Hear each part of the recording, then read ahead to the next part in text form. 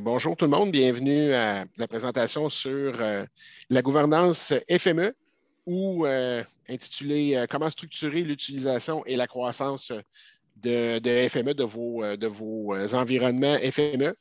Je m'appelle François Lagagnère, je suis responsable du développement des affaires chez Consortec. Puis la présentation aujourd'hui va être faite par ma collègue Leslie McKenzie, qui est directrice de l'innovation et des technologies et stratégies chez Consortec. La présentation, elle est cédulée pour 45 minutes. Leslie est à peu près pour une trentaine de minutes, 25-30 minutes de présentation, c'est ça? Oui, environ, c'est ça. Okay. Donc, on garde à peu près une 15 à 20 minutes pour la période des questions. Donc, je vais justement gérer le chat. Donc, au fur et à mesure, si vous avez des questions, vous pouvez les lancer. Je vais les gérer. Puis, à la fin, après ça, je vais pouvoir poser les questions à Leslie aussi. Puis, on pourra, si ça s'y prête aussi, là, vous céder la parole, là, dépendant là, du nombre de questions puis du nombre de gens qui sont présents à la présentation. Oui. Donc, tu peux y aller, Leslie. Oui, bonjour tout le monde. Donc, l'objectif de la présentation aujourd'hui, c'est commencer à penser à l'implantation d'AFME en tant qu'application d'entreprise. Alors, j'ai préparé cette présentation-là avec l'idée de présenter des questions à se poser lors d'une implantation de FME Server au sein de son organisation. Donc, c'est beaucoup centré sur FME Server, mais on parle quand même de l'utilisation d'FME Desktop et FME Server dans le fond. C'est vraiment tout ce qui est la technologie FME. Ça, c'est une cotation en anglais. There is enough room in the sandbox for all the castles, but we have to agree on how to share the sand. Donc, il y a assez de place pour tout le monde dans le carré de sable, mais il faut être d'accord sur comment on va partager le sable. C'est quelque chose que j'avais écrit pour expliquer à un groupe que j'ai travaillé avec pour comment on allait partager un FME server et travailler ensemble quand on est multiples groupes qui partagent un même environnement, par exemple. Donc, aujourd'hui, l'agenda de la présentation, ça va être une introduction, les défis d'affaires et technologiques, les bénéfices d'un plan d'implantation et de gouvernance, les éléments d'un plan et des questions et considérations. Donc, c'est beaucoup centré sur qu'est-ce qu'on se pose comme question ou l'idée de comment est-ce qu'on regarde à monter un plan autour d'un FME server. Donc, c'est comme une première présentation sur ce sujet. Mais ultimement, c'est du travail qu'on commence à faire de plus en plus avec des clients les dernières années. C'est de ne pas juste regarder à FME Server comme une application qu'on installe et ensuite on n'y pense plus, mais de regarder à comment, dans le long terme, on va gérer l'application, gérer les usagers et les mises à jour, par exemple. Donc, la courte histoire de FME Server. Donc, FME Server, ça existe depuis environ 2008. Je crois que 2008, c'était la première version. Et les premières années, ça a pris une croissance plutôt organique dans les organisations. Donc, qu'est-ce que ça veut dire? C'est que souvent, on installait FME Server sur un serveur quelque part dans le département géomatique et il y avait très peu d'usagers experts qui utilisaient FME dans l'organisation et c'était peu connu dans l'organisation. Okay? Peut-être on avait quelques processus et avec le temps, on ajoutait des nouveaux processus, des nouvelles intégrations, des nouvelles tâches planifiées et FME prend une croissance un peu, comme j'ai dit, organique. Ça nous a mené à différents types de problèmes, par exemple du contenu non organisé. Alors, ça m'est arrivé assez de fois dans les dernières années de m'asseoir à côté d'un client et vraiment regarder tout le contenu sur FME Server et essayer de déterminer qu'est-ce qui était encore bon et qu'est-ce qui n'était pas bon, par exemple. Donc, les types de défis organisationnels qu'on a vus les dernières années, surtout pour les premiers clients qui ont adopté la technologie, peu de contrôle de qualité sur le contenu qu'on a mis sur le FME Server. Donc, ça veut dire que des fois, on a des processus dupliqués avec juste un nom différent, version 1, version 2. du contenu abandonné. Alors, parfois, quand on parle des services de notification, ça peut être complexe d'essayer de déterminer si le contenu est vraiment abandonné ou non. Donc, personne l'élimine sur le serveur. Et là, on se ramasse avec du contenu qui n'est plus actif, mais qui est encore là. Et des processus FME montés un peu de n'importe quelle façon, donc un peu difficile à comprendre. Et maintenant que ça fait plus que 10 ans que FME Server est sur le marché, maintenant, on commence à voir des situations qu'on ne voyait pas dans le passé, comme par exemple de changement de personnel. Alors, ça fait plus que 10 ans. C'est normal que les personnes changent dans les organisations, se déplacent d'une organisation vers une autre, par exemple. Alors, les personnes qui ont été les premiers à implanter le FME Server et à monter les premiers workspaces, souvent, ils ne sont pas les personnes qui sont en charge du FME Server aujourd'hui. On a vu aussi beaucoup de gestion des tâches planifiées, de l'achalandage serveur inefficace. Donc, qu'est-ce que ça veut dire? C'est que souvent, qu'est-ce qui arrivait? C'est que on avait peu de contrôle de comment gérer le chaînement des tâches. Donc, souvent, on planifiait une tâche à 1h15 le matin et le prochain à 1h18.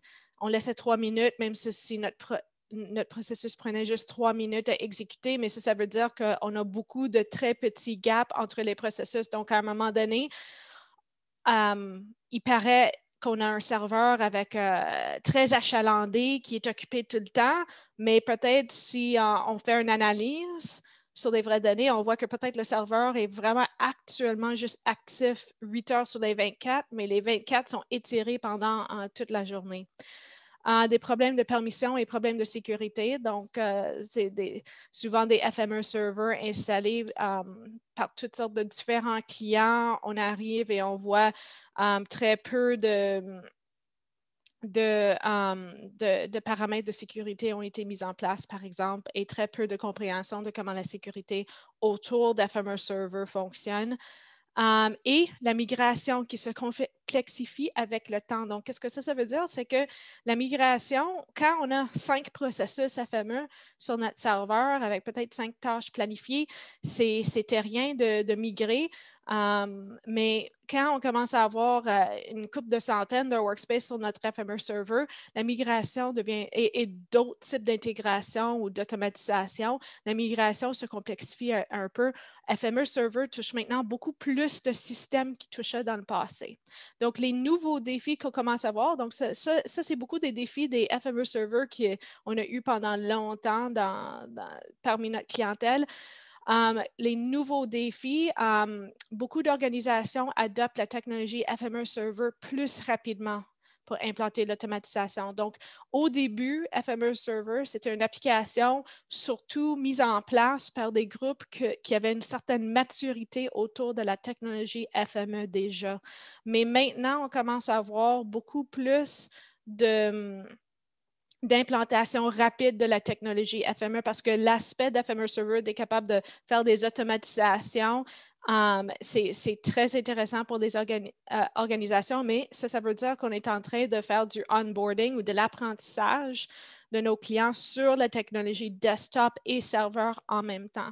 Donc, au lieu d'avoir commencer avec desktop et passer une couple d'années et ensuite regarder peut-être FME Server, les délais de temps sont beaucoup plus rapides. Donc, il faut avoir une façon un peu plus structurée et planifiée de mettre ça en place parce qu'on a moins de temps à s'adapter.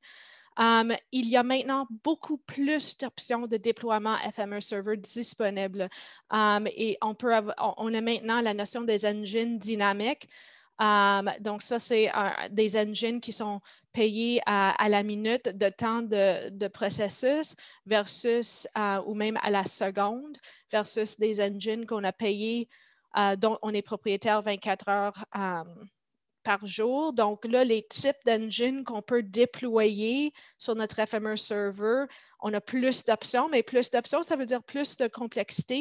Et on a d'autres options d'installation. On a des installations fault tolerance. On a des installations sur Docker ou Kubernetes et des environnements avec des containers.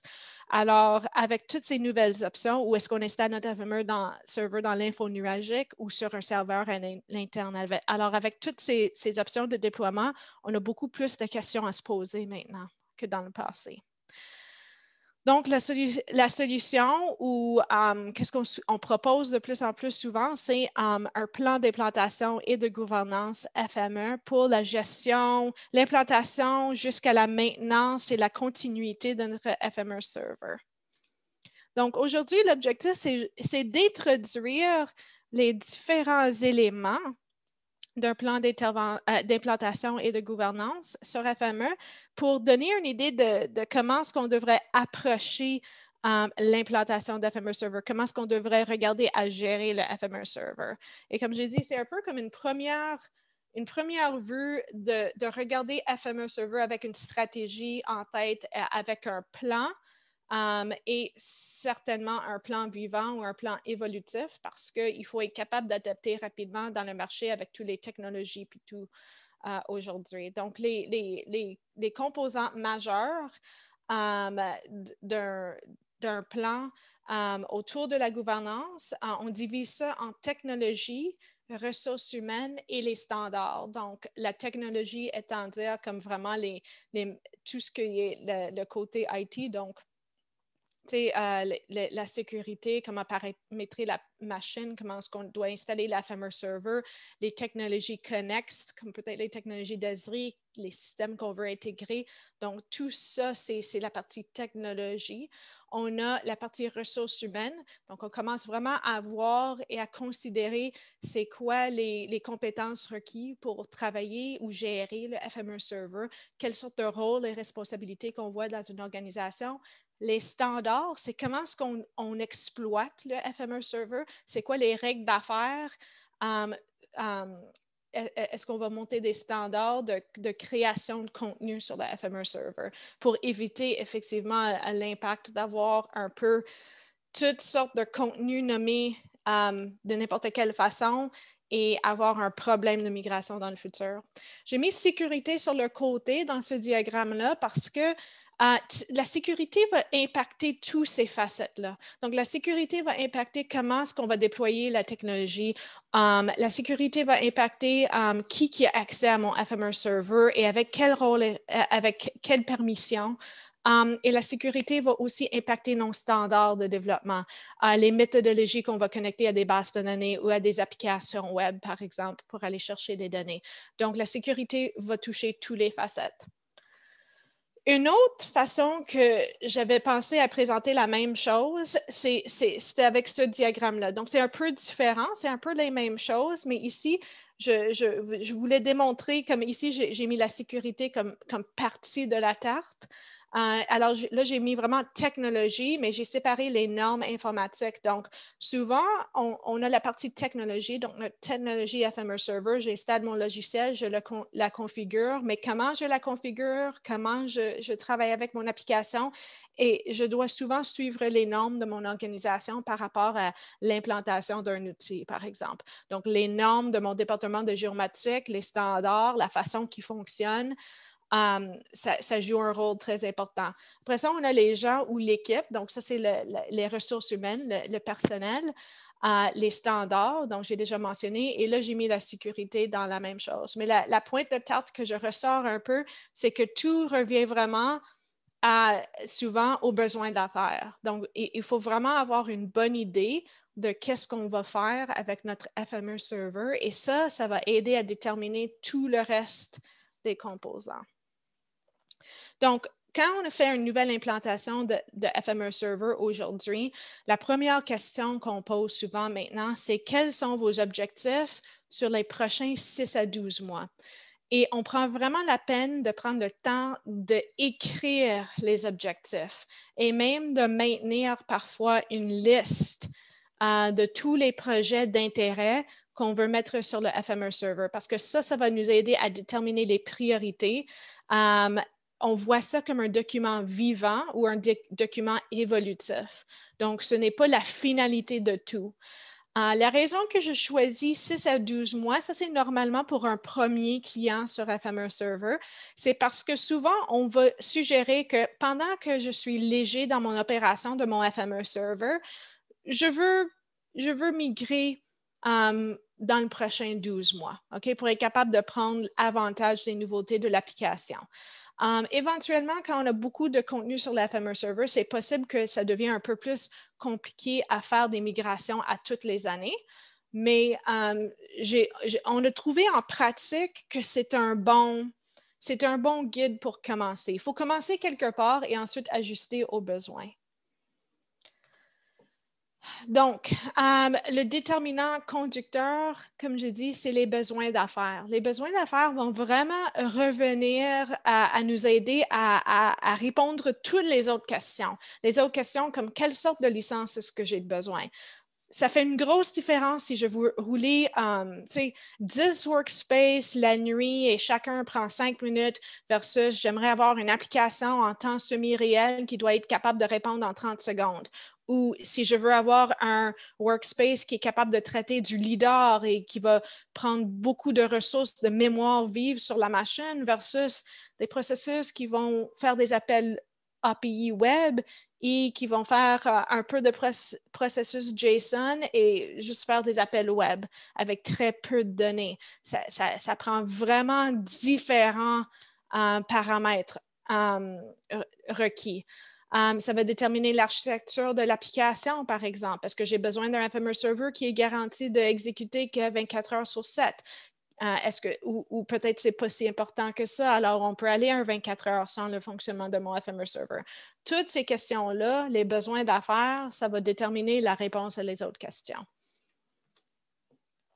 Donc, quand je monte ma feuille de route FMR Server, je veux me baser, si c'est mon premier, sur mes premiers 6 à 12 mois. Je veux inclure les éléments suivants. Souvent, on va faire la liste des projets clés. Et souvent, on va vraiment prendre Excel et on va actuellement monter un tableau dans Excel qu'on va gérer. On va faire une liste des projets clés. On va énumérer le type d'intégration. Donc, le type d'intégration, ça se divise en 3 catégories en moyenne. Okay? Tâches planifiées. Les tâches planifiées sont prédictibles. Je suis capable de savoir si je veux exécuter ma tâche tous les jours à 3 heures le matin, que ma tâche va prendre à peu près 30 minutes à exécuter. Je suis capable de prédire les besoins de temps de processus sur mon FMR Server.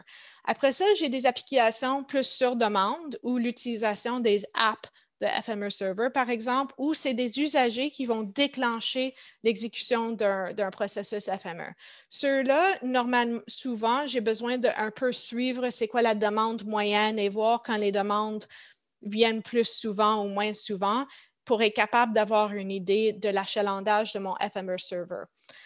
Ça va aussi demander, par contre, que si je sais que je vais avoir des usagers qui vont faire des demandes, bien, c'est important de se poser la question dans quel délai raisonnable est-ce que mon usager peut attendre un résultat? Parce que c'est ça qui va avoir un impact sur la priorisation des tâches, sur combien d'engines que j'ai besoin, si je veux utiliser des engines dynamiques, par exemple. Et ensuite, où il y a l'automatisation aussi, ça serait l'intégration plus entre 2 applications ou entre deux systèmes. On note la fréquence, le temps qu'on pense que le processus va prendre à exécuter pour essayer d'avoir une idée de l'achalandage de mon FMR Server. Souvent, je suggère au monde, j'ai beaucoup de clients qui vont dire je ne le sais pas encore et ça peut être normal, mais à un moment donné, il faut choisir une hypothèse pour être capable d'ensuite de faire une architecture pour être capable d'implanter mon FMR Server. Donc, à un moment donné, on fait une hypothèse, on teste notre hypothèse et on réajuste. Étape numéro 2, priorisation des projets. C'est là qu'on regarde la liste des projets et on se pose des questions sur les détails techniques des processus eux-mêmes.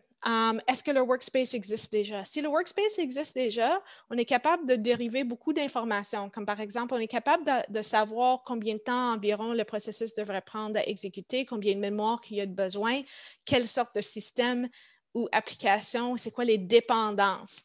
Et ça, c'est une très importante question. À quel système ou application voulons-nous nous connecter? C'est important parce que ça va déterminer certains des besoins informatiques sur la machine. Comme par exemple, si je veux connecter avec une base de données Oracle, utilisant FME avec un client Oracle, il faudrait que mon FME server ait le client Oracle installé sur lui. Donc, c'est très important de savoir c'est quoi les systèmes à lesquels que je veux être capable de connecter. Est-ce que mon FME server veut être capable de connecter à des applications sur le web? OK, est-ce que mon système a un proxy? Ça, c'est des questions qu'il faut qu'on se pose avant l'installation. Alors, après qu'on se pose des questions et on se montre une feuille de route, on a été capable de déterminer, au moins par hypothèse, quelle sorte d'FME server on a besoin, quelle sorte de licence qu'on a besoin. On peut passer à notre plan d'implantation et gouvernance. Donc, basé sur notre feuille de route, basé sur les systèmes à lesquels que je veux connecter, basé sur les processus que je veux implanter, je peux déterminer mon nombre d'engines et les besoins en termes de mémoire et CPU et cœur.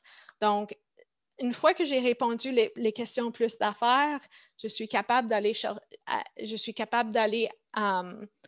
assigner des valeurs à mes besoins. Je suis capable de déterminer mon architecture, si j'ai besoin d'une tolérance aux pannes, et est-ce que j'ai besoin d'une option pour une évolution en croissance ou non. Ça va déterminer comment je structure mon FMR server. Si je distribue mon FMR server pour que je pourrais ajouter des machines additionnelles ou si je dis pour les prochains 12 mois, j'en aurai pas besoin, donc je reste dans un environnement simple, par exemple. Je trouve que c'est une bonne pratique de toujours se poser ces questions-là à tous les 6 à 12 mois, même si on ne migre pas à tous les 6 ou 12 mois, parce que ça va nous permettre de voir si le FMR server qu'on a répond à nos besoins ou si on devrait prendre une action. Parfois, il est plus simple d'acheter un deuxième engine, par exemple, qu'essayer de gérer par beaucoup de culbutes et de complexité des priorités et des tâches planifiées pour essayer de maximiser le plus possible. Il faut regarder l'effort versus le coût de juste un engine additionnel. Alors, il faut évaluer les différentes considérations. Après ça, je peux passer à la configuration de mon FMR server. Donc, toutes les questions d'affaires, toute ma feuille de route, ça m'aide à répondre les besoins spécifiques de réseau, à quel système web que je veux connecter, si j'ai du contenu personnalisé comme des fichiers de système de coordonnées personnalisés. Parce que souvent, qu'est-ce qui arrive, c'est qu'on implante un FMR server, mais on oublie que les dépendances que j'avais dans mon workspace, il faut les déployer, il faut les configurer sur mon FMR server. Donc, si j'utilise les fichiers de CIREC pour faire des reprojections entre le NAD 83 et le CSRS, par exemple, ben, il faudrait que j'installe ces fichiers de système de conversion sur le FMR server aussi. Sinon, je risque d'avoir des surprises quand j'essaie d'exécuter mes workspace FMR server sur FMR server et j'ai des erreurs. Voici un exemple. Si je veux exécuter un workspace qui exploite du R, il faudrait que j'installe du R parce que FMR ne vient pas avec son propre interprétateur de R. Il faudrait que j'installe ça sur mon FMR server. Donc, n'importe quelle dépendance, client Oracle, produit Esri que j'ai besoin pour exécuter mon workspace sur FMR Desktop, je vais avoir besoin de déployer sur mon FMR server. Après ça, donc là, je peux installer mon FMR server. J'ai ce que j'ai besoin pour configurer mon FMR server. Alors, ça couvre un peu la facette technologie, donc la configuration et l'installation. Maintenant, si je passe à la partie ressources humaines, ça, c'est une partie que souvent, pendant beaucoup d'années, on n'adressait pas, mais de plus en plus, on fait cet exercice avec nos clients. C'est vraiment de considérer c'est quoi les rôles et responsabilités de tous ceux qui vont utiliser le FMR server et de plus en plus, on commence à déterminer les compétences requises pour opérer le FMR Server. Donc, avec certains clients, ça peut aller jusqu'à la détermination de certaines formations qu'ils ont besoin de faire, apprentissage sur les normes de standards de développement qu'ils ont implantées chez eux. Alors, il faut poser des questions telles que qui est responsable de la gestion des accès, qui est responsable de la priorisation des tâches, qui est en charge d'assurer le bon fonctionnement du FMR Server. Ça peut être fonctionnement du FMR Server à un niveau plus TI, un niveau plus fonctionnel et affaires. Mais c'est important de se poser ces questions-là au début de ce processus. Ça, c'est juste un exemple d'un exercice qu'on a fait avec un client. Il est en anglais. C'est une image. Je n'étais pas capable de le traduire. Essentiellement, on a fait une liste des tâches et avec quel niveau quel niveau de permission. Donc, l'administrateur versus l'auteur, le author versus l'usager. Souvent, quand on fait l'exercice de déterminer les rôles et responsabilités, on tourne beaucoup autour de ceux qui viennent avec FMR Server, mais on élabore exactement qu'est-ce que ça veut dire dans l'organisation. Donc, il y a certains clients pour lesquels on ajoute un autre rôle. Par exemple, on a l'administrateur FMR Server, c'est un rôle un peu plus donner des accès, un rôle un peu plus TI. On aurait un rôle plus author d'FMR Server, mais on aurait un rôle aussi à architecte de solutions sur FMR Server. Donc, ça dépend un peu de l'organisation, mais normalement, c'est quand même un exercice qui se fait assez rapidement. Alors, ça, c'est la partie ressources humaines. Et le troisième gros axe dont on a parlé au début, donc on avait la partie technologie, on avait la partie ressources humaines et la partie normes et pratiques de FME. De plus en plus, on fait l'exercice de faire un guide de développement. C'est important de réaliser qu'un guide de développement est souvent adapté aux besoins de l'organisation, OK? Parce qu'on peut normaliser tout, ou on peut créer des guides qui sont un peu plus flexibles, mais au moins qui donnent un minimum de structuration dans le système pour être capable de rapidement déterminer, par exemple, qui est le propriétaire d'un workspace, alors qui est responsable pour un processus. Donc, quand ça vient le temps de nettoyer mon contenu sur mon FMR Server, je suis capable au moins de demander les bonnes ressources, de réviser leur contenu et c'est quoi les expectations de, par exemple, nettoyer du contenu qui n'est plus utilisé, des choses comme ça. Donc, dans les éléments de qu'est-ce qu'on trouve dans des guides de standards, typiquement, souvent, on tourne autour de l'utilisation des bookmarks et des annotations. Donc, les bookmarks et les annotations dans FME, les carrés coloriés et les textes qu'on met des notes de développement. Souvent, on va adresser quand est-ce qu'on utilise des annotations. Donc, on crée un guide logique pour donner des indices dans quelle situation est-ce qu'on veut s'assurer qu'on a des annotations. Les bénéfices d'avoir un guide visuel pour mon FMR Server, un impact visuel consistant, c'est plus simple de partager et plus simple à interpréter les workspaces d'un autre. Parce que maintenant, on est dans une situation où on comprend tout, que la personne qui crée le workspace originalement, il ne sera peut-être plus là dans quelques années. Là. Il faut que le workspace, il faut qu'on soit capable de prendre un workspace et de l'interpréter et de le comprendre pour en prendre charge. Alors, ici, on regarde ici dans le graphique, j'ai un différent pour des readers, des writers, différentes couleurs pour des erreurs. On met un carré rouge et ça, c'est pour quand on trouve une erreur, comment est-ce qu'on va adresser l'erreur, par exemple. La section est en rouge, faire des rapports, la section est en vert.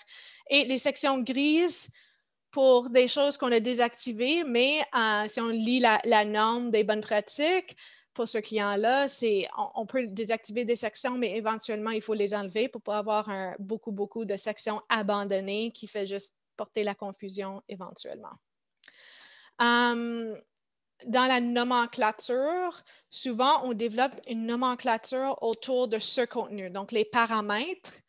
les readers and writers, donc les sources et les destinations de données, les connexions web et les bases de données, et les noms des workspaces et des custom transformers. Donc, souvent, dans le workspace, on crée une nomenclature autour de ces items-là. Souvent, ce qui est intéressant, c'est que quand on travaille longtemps avec FMR Desktop, on ne réalise pas nécessairement l'importance des paramètres ou de les nommer ou de les bien nommer parce que on exécute notre propre workspace. Je sais que GeoDatabase 1, GeoDatabase 2 et GeoDatabase 3, lequel il va où et il pointe à quelle donnée. Mais quand je publie mon workspace sur FMR Server, je n'ai plus ce visuel-là pour me guider dans paramétrer le bon GeoDatabase 1, 2 et 3. Donc, l'importance des paramètres devient beaucoup plus avantageux d'avoir une nomenclature quand je vais utiliser FMR Server. Avec FMR Server, souvent, c'est les repositories, donc les répertoires dans lesquels que les répertoires dans lesquels que mes workspaces sont divisés. Les automations, donc comment je nomme mes automatisations dans FMR Server et les apps et les projets. Donc, ça, c'est le contenu dans le FMR Server que souvent, on crée une nomenclature. C'est sûr qu'il y a certaines choses comme les repositories qu'on peut juste avoir un niveau de répertoire. Donc, souvent, créer une nomenclature, ça peut avoir un peu de complexité. Si on a un FMR Server où on a différents groupes qui exploitent le même FMR Server, souvent, il va y avoir une nomenclature qui inclut qui est le groupe qui est propriétaire de ce répertoire-là et quel est leur projet ou à qui ils vont servir, par exemple. Il y a souvent des considérations comme ça parce qu'on ne peut pas avoir un répertoire dans un répertoire dans un répertoire avec les repositories dans FMR Server. Avec les ressources partagées, donc souvent les fichiers de système de coordonnées personnalisés, on va créer un nom autour de ça. Comment on fait le versioning des workspaces? Donc, le versioning, on a certains clients qui vont utiliser quelque chose comme GitHub, mais on a d'autres qui vont juste avoir une façon de nommer les workspaces. Mais c'est important que tout le monde s'entende pour que quand tu vas dans un répertoire, tu sais quel workspace est le bon ou le workspace en production ou celui qui est le courant. Et la méthodologie de faire le déploiement à la production. Donc, qu'est-ce que ça veut dire? C'est que souvent, on a de plus en plus des clients qui ont des multiples environnements FMR Server. Ça peut être un dev et une production ou ça peut être un dev, un test et une production. Mais comment est-ce qu'on bouge nos workspaces d'un environnement vers un autre? Il y a du monde qui essaie de faire des scripts, mais et ça peut fonctionner dans des organisations que c'est un peu plus grand. Ça peut valoir la peine de faire de l'automatisation autour de ça. On a d'autres clients qui utilisent la notion des projets, mais même avec ça, ça prend quand même un processus à implanter. Dans les pratiques de gestion, on détermine aussi une méthodologie pour comment se construit la performance. C'est quoi les méthodes de priorisation des tâches? FMR Safe Software a ajouté des nouvelles options, les dernières quelques versions qu'on peut voir, où on peut voir maintenant le temps moyen que ça prend à exécuter mon processus sur le FMR Server. Ça, c'est des nouvelles informations. Ça fait une couple de versions maintenant. Souvent, il faut le rendre visible. Il n'est pas nécessairement visible par défaut, mais on est maintenant capable d'avoir des statistiques intéressantes qui vont nous aider à comment faire la priorisation, comment gérer nos tâches planifiées, parce que maintenant, on a vraiment un average running time qu'on est capable de gérer. Un plan de contingence. Quand j'ai 5 workspaces sur mon FMR Server, ça ne semble pas super important, mais quand j'ai 100 workspaces sur mon FMR Server, qu'est-ce qui arrive s'il y a une panne? Et c'est normal que souvent, il va y avoir des pannes planifiées, par exemple. Des patchs sont appliqués à la FMR Server, on doit repartir la machine. Il faut avoir c'est important d'avoir un plan sur c'est quoi le processus, qui est responsable pour repartir les services FMR Server, qui est responsable pour notifier peut-être différents parties prenantes qu'il va y avoir une interruption des services. Comment est-ce qu'on gère des interruptions de services non planifiées? Et la gestion des risques est beaucoup. Si je fais un plan d'intervention, un plan de contingence autour de mon FMR Server, ça tourne beaucoup autour de la gestion des risques. J'ai déjà fait l'exercice plusieurs fois avec des clients où on a vraiment analysé tous les processus pour déterminer c'était quoi le risque. Et qu'est-ce que ça voulait dire? C'est qu'est-ce qui arrive si le processus ne livre pas? Est-ce qu'il faut mettre quelque chose en place? Est-ce qu'on peut attendre une journée? Est-ce qu'on peut attendre 2 jours? C'est où est-ce que ça devient critique et à quel niveau est-ce que c'est critique? Et il fallait regarder dans 2 aspects. Il fallait regarder processus par processus, mais après ça, il fallait regarder l'ensemble. Par exemple, si la solution de recours, c'est « Ah, je vais exécuter le workspace manuellement dans desktop et au moins mes données vont arriver », c'est bon pour un processus quand on a regardé individuellement. Mais si j'avais 300 workspaces à exécuter manuellement tout d'un coup pour être capable de garder mon niveau de service, bien là, le risque globalement devient peut-être plus élevé. Donc, il faut qu'on regarde ça dans 2 facettes. Et finalement, ma 4e boîte, c'était les considérations relatives à la sécurité. Ça devient de plus en plus quelque chose qui est important parmi nos clients. La sécurité des usagers, on a la sécurité des applications et la sécurité des données. Okay? Donc, la sécurité des usagers, c'est comment est-ce qu'on gère les usagers, quelle sorte de permissions est-ce qu'on les donne, qu'est-ce que ça leur permet de faire. La sécurité des applications, est-ce qu'on a implanté toutes les catégories de sécurité, toutes les considérations de sécurité ou les outils de sécurité autour d'FMR Server. Donc, pour les usagers, on divise, comme j'ai dit souvent, il y a 4 sortes de connecteurs. Donc, il y a les administrateurs, les auteurs, c'est des créateurs de contenu. On a les utilisateurs qui font que exécuter du contenu et les jetons.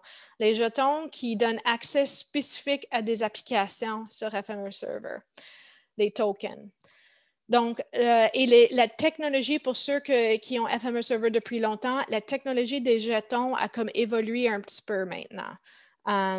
Il est plus facile de choisir un temps qu'un jeton va vivre pour une application, par exemple. Donc, le rôle d'auteur, par exemple, a beaucoup de pouvoir sur l'FMR Server. Donc, il faut considérer l'enjeu de sécurité.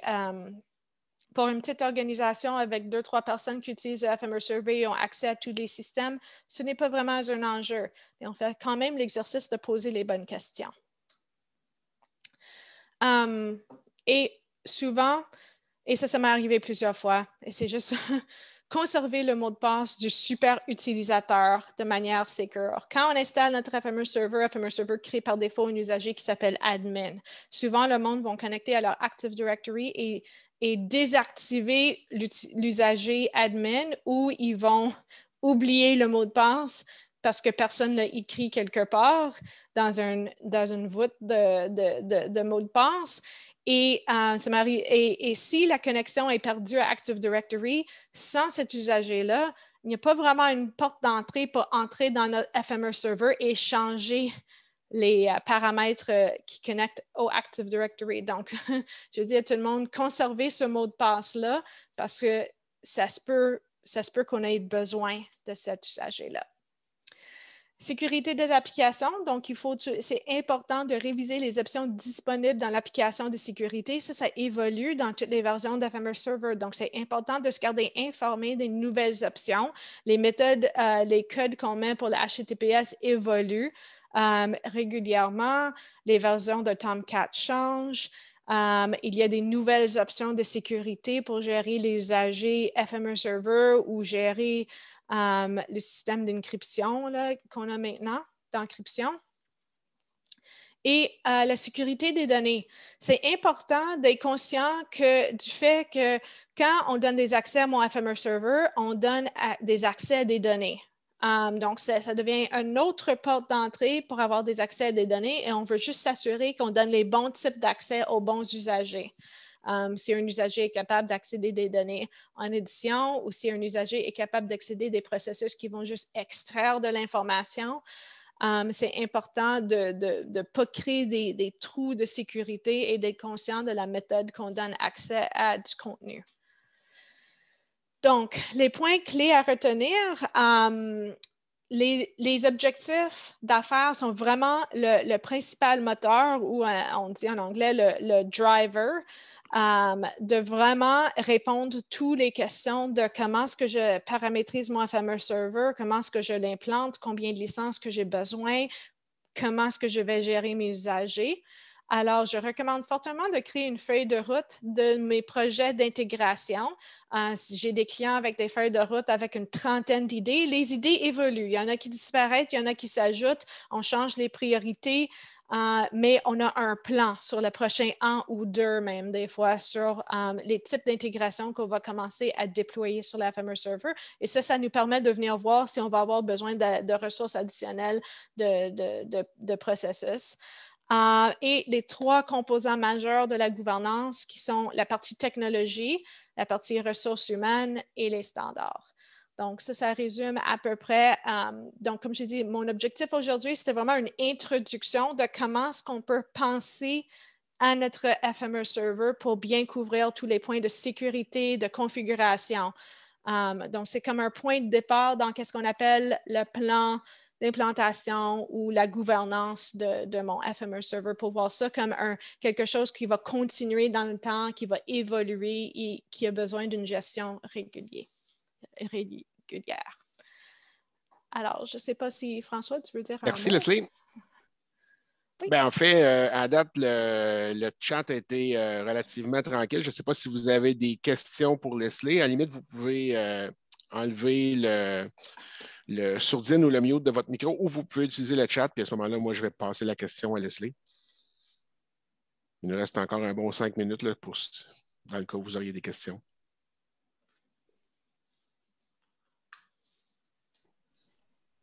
Il n'y en a pas. Je ne sais pas, Leslie, des fois, s'il y a des... Oh. Bonjour, Olivier. Je me dévoile. Oui, bonjour. Olivier Gaïc, donc de Société VRMS. Donc, moi, je ne suis pas client, je suis plutôt partenaire Safe, donc un petit peu équivalent de vous. Merci pour cette présentation. Moi, j'avais une question sur l'utilisation d'FME Server chez vos clients. Est-ce qu'on est toujours dans le domaine du spatial essentiellement ou est-ce que vous avez des projets non spatiaux?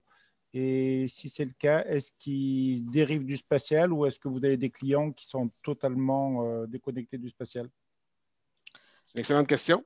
Est-ce que tu veux répondre, Leslie?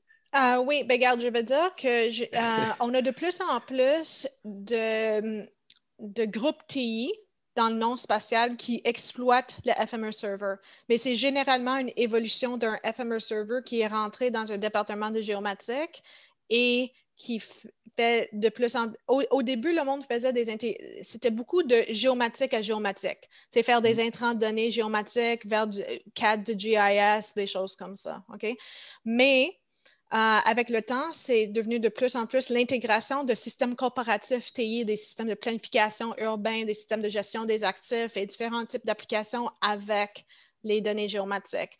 Et à cause de ça, maintenant, on a de plus en plus on a des groupes TI qui utilisent FMR Server qui ont très peu ou pas d'utilisation spatiale. Ça vient souvent, par contre, dans une organisation où il y avait déjà du FME. Je ne sais pas si ça répond à la question. Oui, oui, d'accord. Merci. Bon, je crois qu'on est un peu dans le même cas de figure, effectivement. On voit qu'il y a un marché potentiel énorme dans le domaine du non spatial, mais FME est très peu connu, donc la porte d'entrée, c'est toujours le spatial pour l'instant. Effectivement. Oui, mais étant donné qu'on a de plus en plus de clients qui sont un mix de géomatique et TI maintenant qui exploitent le FMR Server, il faut qu'on prenne une approche beaucoup plus formelle et beaucoup plus avec une vision. Et c'est pour ça le plan de gouvernance et c'est pour ça le plan d'implantation. D'accord. Alors, j'ai l'impression que vous avez une très bonne vision des projets de vos clients. Ce n'est sans doute pas notre cas. Autrement dit, nos clients ne nous disent pas forcément tout ce qu'ils veulent faire avec FME Server.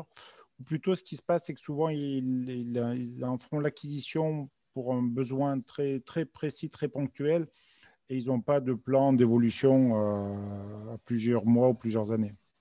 Et donc, c'est après à force de l'utiliser qu'il y a une planification éventuellement qui peut se mettre en place. Ils ont des idées qui arrivent petit à petit, mais ça nous paraît difficile de mettre en place dès le départ la procédure que vous proposez. Est-ce que vous proposez des audits? Comment est-ce que vous arrivez à savoir justement? Oui, on fait souvent, si on rentre avec un client qui a implanté leur propre FMR Server, ils nous demandent de les aider à gérer leur FMR Server ou de suggérer des optimisations. On fait souvent une revue diagnostique.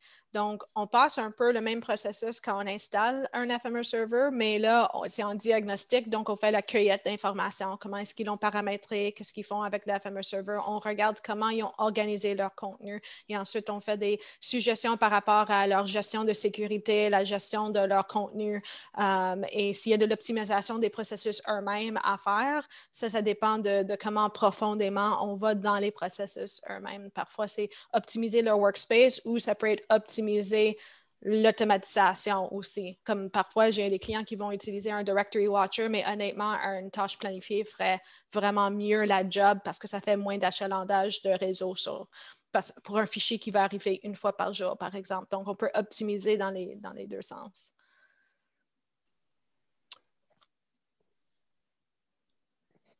Peut-être le temps pour une dernière question. Est-ce qu'il y a une autre personne qui aurait une question pour Leslie?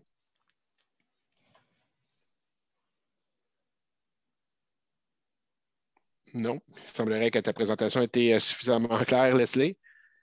Donc, je vais en profiter pour remercier tout le monde qui ont participé. Et puis, de toute façon, si vous avez des questions, vous pouvez toujours rejoindre Leslie directement ou moi-même, parce qu'il y a une slide qui indique